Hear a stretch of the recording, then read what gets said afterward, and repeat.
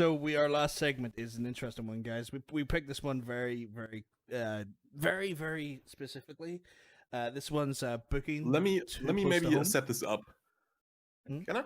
Yeah, go for it. Because watching wrestling, it's about suspension of disbelief, right? Yeah, The more you are actually invested in what's happening there, and maybe the more you think it's actually real, or the less you question if it's real, the more engaged you are, the better the program is, right? yeah, That's the theory, and kayfabe is dead. We all know that. That's when people in the 90s starting to mix some of the real stuff in with the storylines, all the smart marks that read the dirt sheets and stuff like that. They know all about those little details, the little happenings backstage, the wrestlers' real names and stuff like that.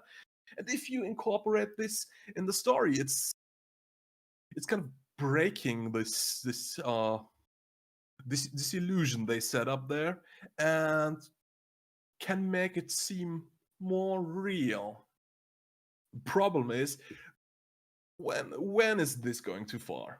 And the impetus for me choosing this topic is the storyline that's going on SmackDown, or rather had been going on SmackDown, between Matt Hardy, Jeff Hardy, and the many faces of Matt Hardy. He's Jeff Hardy. Who knew? his own brother. Yeah, the storyline between Jeff Hardy and Sheamus. If you have not followed this, it's all about Jeff Hardy's alcoholism and Sheamus trying to tempt him to drink.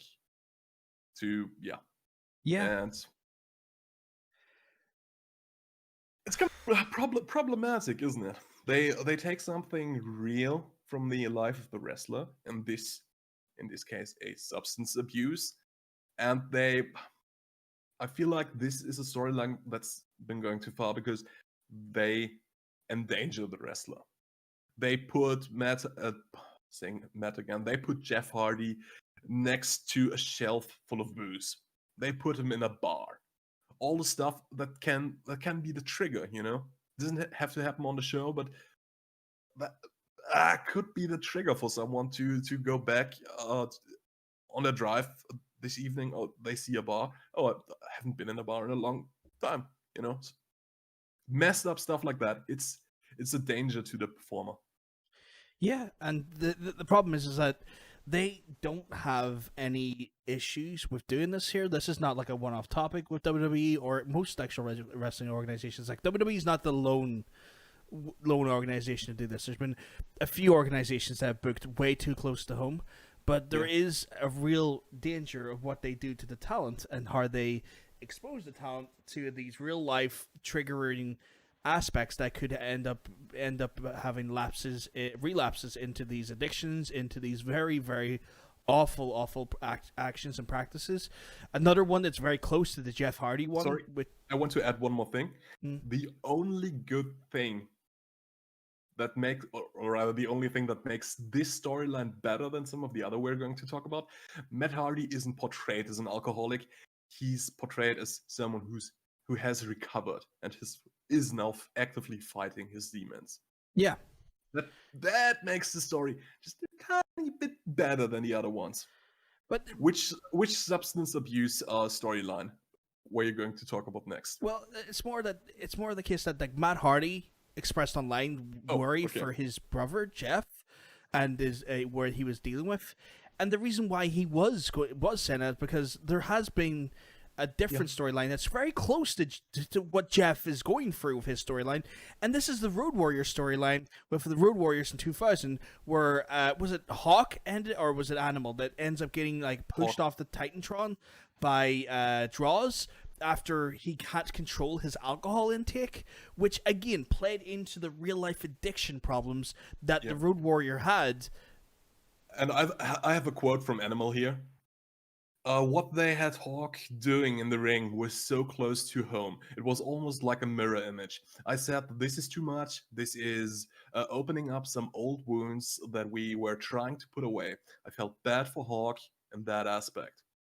And the thing is, they both both said they didn't want to do the storyline, but apparently Hawk had some heat with Vince McMahon, and he thought if he did him this solid, that would kind of ease the relationship.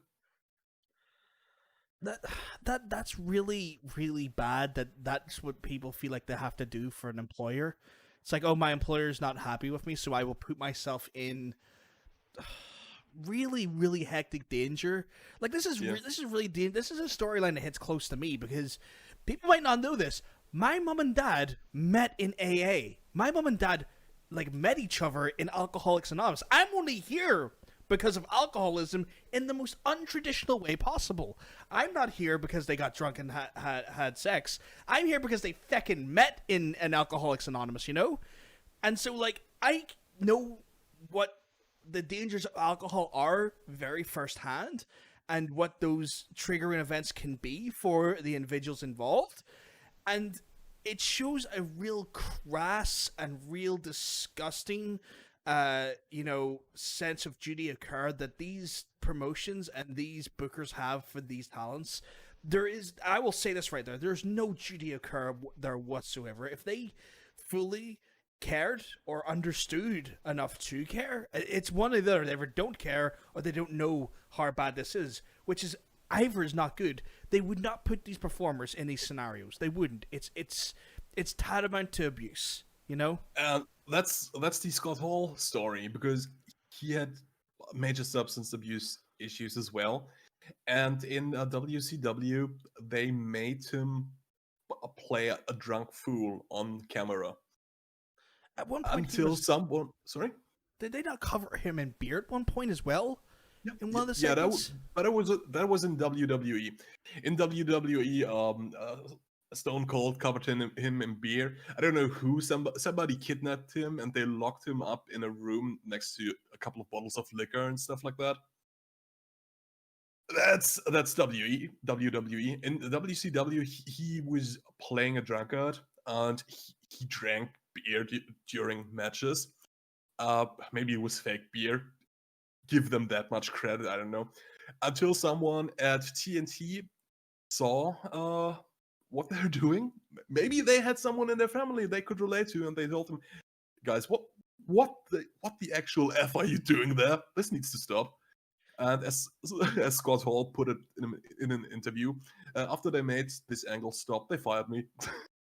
Yeah, it was Standards and Practices got involved, if I remember correctly, because Standards and Practices were coming heavily down on WCW, like late 1998. This is before even Russo came in. They were starting to get more and more pushback from Standards and Practices on a lot of their storylines, because they were trying to do more edgier content to compete with WWE's Attitude Era, because Attitude Era was just edgy as all hell.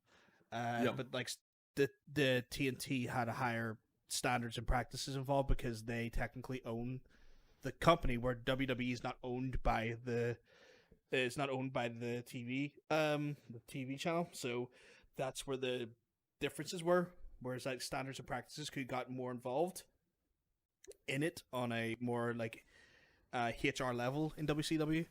Like Bischoff says in his book, Controversy Creates Cash, the Standards and Practices were trying to kill WCW. You know what? I wouldn't blame them for angles like that, though. I could see why they would. You know, I would want to kill WCW for abusive stuff like that. There's other things like for myself, you know, there's the CM Punk one, which is with Undertaker, which was a bit too. Was less than stellar. The abuse of Paul Bearer, and that there. Paul Bearer died in 2013, and they used his death to build their WrestleMania 29 match. CM Punk pouring his ashes over Taker, which was just classless. Yeah. Was there another one you wanted to go for? Like I have a few others if you want to. Like really quick, the Big Bossman angle and with Big Show's father. I mean, Big Show's father died years before this segment, but they still treated it like he died recently. And at the funeral, Big Bossman stole the casket with the body, the supposed body inside. Yeah, just another exploitation storyline with the death of a loved one. Just stellar ways of doing that there. I think one that really kind of got me annoyed was how they treated JR. JR's actually been a big victim of storylines that are too close to home. Like, for example, in the WCW side of things, we had Ed Ferrara pretending to have Bell's palsy and speaking in a way that characterized JR's real life illness as a joke, which is to me too far. Like, it doesn't add any flavor to your match. It doesn't add anything to the show. It's just a classless insult to someone who's got a real life medical issue, and that's kind of like, what the hell are you doing there?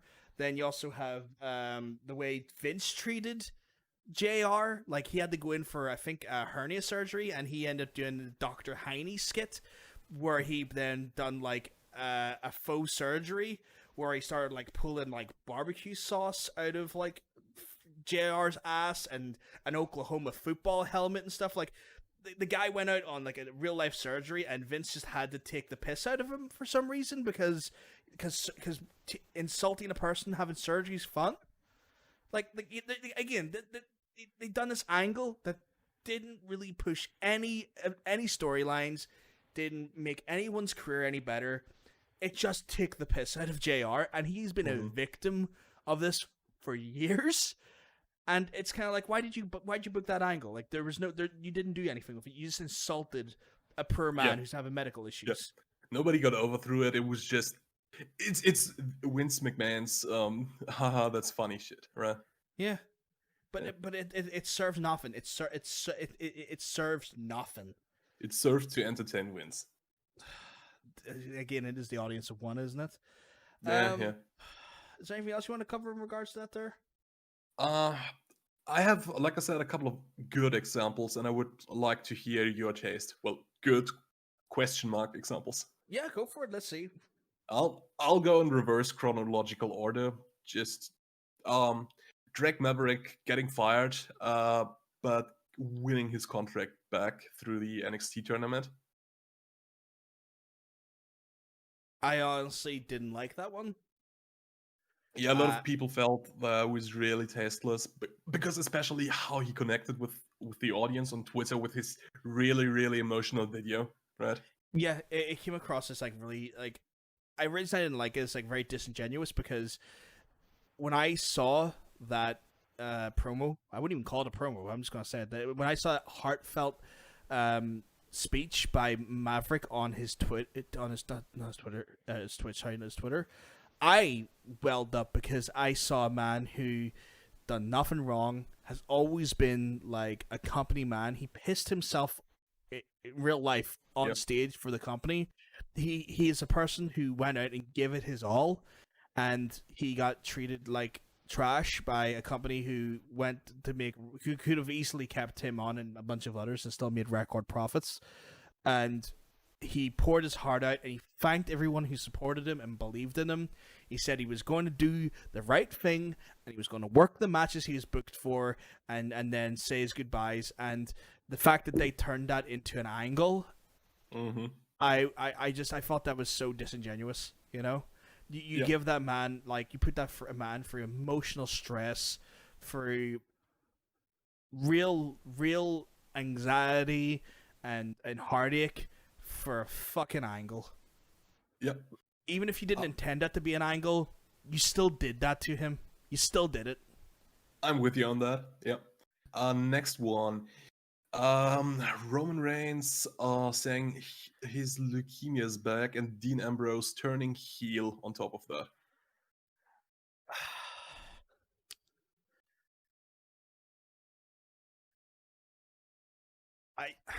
I think that heel turn was always coming. I feel like that didn't... I don't think they pulled the trigger off the back of that. I feel like it was just... those tensions were boiling over between Seth and Dean for weeks before that announcement, so I don't think that was too much of an actual a trigger happy pull on that one. They made the best of a bad situation there. I don't think they The reason why I'm not too annoyed at that was because I don't think they wanted Roman to get leukemia again, and I don't think Roman wanted to Yeah, get leukemia. I mean, of course, You know, where I feel like versus like the Maverick one where they had full control Yeah. over it, they didn't have control over this one. And I Yeah, think they made the best of a bad situation. yeah. The reason I put it in because it's kind of tasteless to use this real life sickness to further a storyline, right? Hmm. I mean, it's in poor taste, but obviously everyone involved did sign off of that. Yeah, because I But think if Roman wasn't if he wasn't copacetic with it, I don't think he would let them do it. and for this show and maybe the week after this angle was really hot, but it fell flat on its arse like a couple of weeks in because of this horrible booking that just killed Dean Ambrose. Well, you But say that's yourself. a story for another time. You say yourself. You weren't hot on him as Dean, but now you love him as John. You know. Yeah, I mean they killed Dean Ambrose, and John Moxley came from the ashes. Yeah, it's like a phoenix. Next one. Miss Maurice versus John Cena and Nikki Bella, especially with Miss and Maurice impersonating John Cena and Nikki Bella. I didn't think that was too bad, if I'm honest. That was. I mean, this think about we're still talking about like booking close to home, you know? Yeah, Because but they imitated him like yeah, it was very close to home. And I'm asking you, was it done good? I think it was done good. I thought like Miz's, I think Miz doing John like pretend to be John Cena was hilarious. If I'm honest, I thought like his like it's like talking about like not having your shoes on the carpet and stuff was great, and like the weird rules that apparently is been shown off in the Bella's show, like the way he like went into like John Cena's weird idiosyncrasies and kind of just like cut promos on them. I think that was funny. I enjoy on the weird rarity. I enjoyed the angle because it was just actually funny. For once, Okay. I didn't think it was bad. And it led to the biggest pop the Miz has ever gotten. yeah, Miz was. I mean, the match was trash, but just watch how happy the Miz is when he goes on top of the turnbuckle and the entire arena chants his name. yeah, it's like it's the one time that like he's like he's not even the babyface, and he's still more over than the babyface because John Cena is the polarizing magnet who, Yeah. if you're like under the age of 14, you fucking love him, and if you're above the age of 20, you hate him, and if you're between 14 and 18, you probably don't watch wrestling. So, Okay, final one, the big one. okay, I only told you I was doing it in reverse chronological order, so that could get to this one last. okay. Matt Hardy, Edge, Lita. Oh, I hated this one. Oh, I thought it was tasteless. I think the way WWE handled it was awful. Truly awful. Truly awful. Like right. So we have this like what happens like with Edge and Lita. They end up having an affair, which makes Matt Hardy the victim, and you know he pours his heart and soul out, tells the world of how he feels and what happened to him, and he gets fired for it. He gets fired for being cheated on. Think about that for a second. And then they bring him back, and Because the fans can't stop cheering his name, calling Lita stuff I can't repeat on YouTube, I was told. they channeled the essence of ECW in 1997. Yes, they say awful obscenities. They are just in fury. Like like Edge has heat he never thought he could ever even generate himself. They bring Matt back just before his 90-day no compete ends, and then they bring him back and just humiliate him again.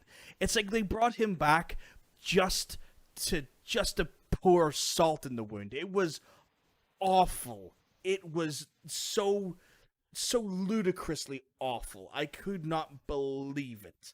Counterpoint. Right? I've heard some people say, and I might agree with them, that this angle got all of them as single stars really over. More over than they have ever been as single stars before this. But after it got Edge over. Yeah, it got Edge over beautifully. You know what happened to Matt Hardy? He went to obscurity after that angle. What did he have next? The bloody ECW? Like, the ECW WWE was his next big title after it? Like, he went to obscurity after Was the a while. cruiserweight stuff before or after that? I don't know. Maybe, but like, that if you had to ask that question, does that tell you he got over? I mean, my timeline on this is a little bit fuzzy. But that's what I mean. Like, if like you can tell, you can remember that, like, Edge had a meteoric rise going forward. You can remember that. You can't remember what fucking happened to Matt. That tells you how much he got over. You know? That, and they just done it just to literally make money off the angle, because they made so much money off that angle. Yeah, the angle was hot. Yeah, Like, it was white hot, and then they just treated him like crap. Like, no wonder he left for TNA. Like, after his contract went, he was brought back as just to be a rubber stamp. He was the rubber stamp. Matt Hardy left years and years after this. Yeah, because his contract wouldn't let him leave sooner. Okay, Like, fair point. he signed a new contract. You know, like, once you get released, you have to sign a new contract. You're agreeing to a new set of years. Did they do over 5-year contracts back then? I think they done 3-year contracts. I think it was a 3 to 4 So years. he had standard. to. So he had to resign. He had to re-sign because they fired him. Like, Yeah, but he had to resign after that. yeah, he had to re-sign because they re-signed him again after, which means it reset his years. So, like, he went back to, like, day 1 of 3 years, if you know what I mean. Yeah, but he had to sign another contract after that because he didn't leave for Impact so soon after that. Are you sure? Do we have a timeline on that there? Like, I'm quite sure. Well, this is riveting. I'm Wikipediaing. go for it. But I'm near sure that, like, he ends up leaving for Impact a few years later. Like, he has the angle for the ECW stuff, and, like, that's the biggest thing he does off the back of it, because we have Jeff Hardy, who gets, like, the WWE Championship, and then we have him who gets the ECW Championship, and that tells you a lot, because they did not really... he turned up in 2011. That's what I thought. So when was the thing when was the thing angle, the Edge angle? Surely that was like 2007, 2008. 2005. 2005. Yeah, that's why I told you he had to resign. He had to sign a second time. Weird. I'll need to double. Well, that's crazy, but it's still maybe because it was like the only game in town at that point. Like, TNA didn't get big until 2010, though. No. They got big in 2006.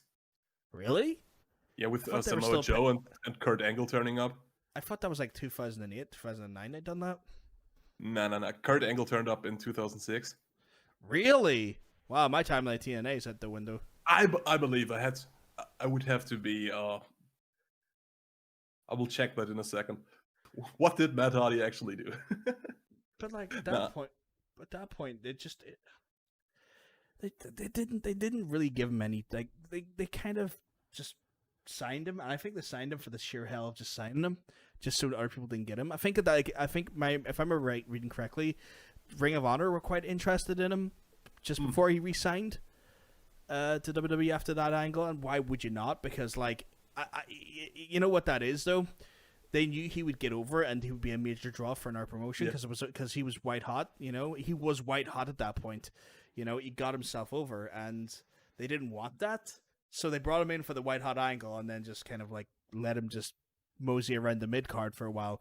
Edge skyrocketed. Edge had a career that is Hall of Fame worthy. He is in the Hall of Fame for a reason, you know. But Matt, he was the afterthought. He didn't really start, like, becoming. And he didn't start becoming his real single star until he really got out of WWE.